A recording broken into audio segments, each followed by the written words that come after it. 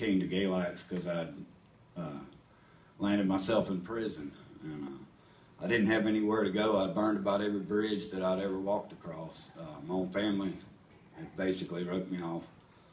Come up here and got in a halfway house, and I'm sure you guys were here at Easter when you heard Matt speak, but we were together in that halfway house. It was the Lord working, because I called around and wrote everywhere, tried to find a place to go because nobody else wanted me, and I ended up in the Hope House. Got up here, found some work immediately because there wasn't much I couldn't do, and got clean. And, things started to really turn around for me. I got to where I did, love my job.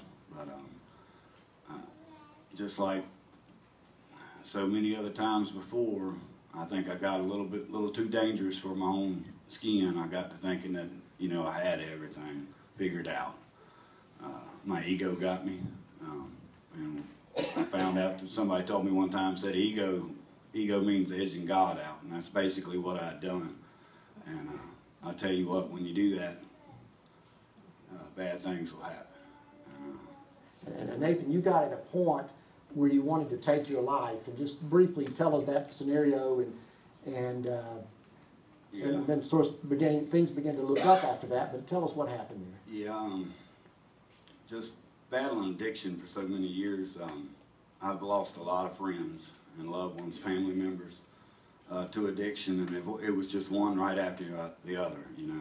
One of my best friends hung himself, and another one died, and then I buried my grandmother. It was just, and I've never dealt with death really well, so I just went off the deep end at that point.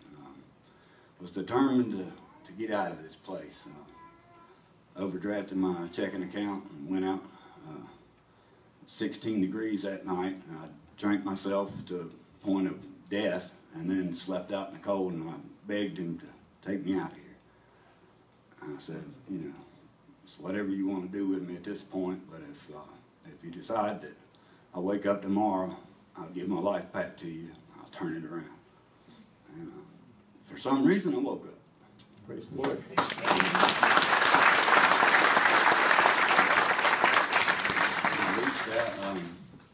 A couple years I had clean. I met some really great people up here, because the recovery base up here is it's crazy good. It's probably better than any place that I've ever lived. It's a small little town, but there's a lot of really good folks. I reached out to the fellow Matt, and I said, I isolate myself, and I get in my own head, and that's not where I need to be. I need to, I don't want to be stuck at home. I lost another job due to my addiction. Countless jobs losing over addiction. And I decided, however long it took, whatever it took, that I was going to do some things a little different this time. That I was going to put God first, and then everything else would work out. And He's blessed me with being able to do about anything with these hands. And I reached out to Matt. He turned me on to Sam and Bart Turner, and they had some work doing everything from painting to electrical to digging. We're the ones that dug the big hole in the sanctuary and got the concrete and everything straightened out. But I was just grateful. I got around winners again, and I changed my people, places, and things. And I tell you what, it's looked up. God is He's working in my life. He's the rock I stand on today. He's my strength when I feel like I have none. And He's kept me around here for a reason. And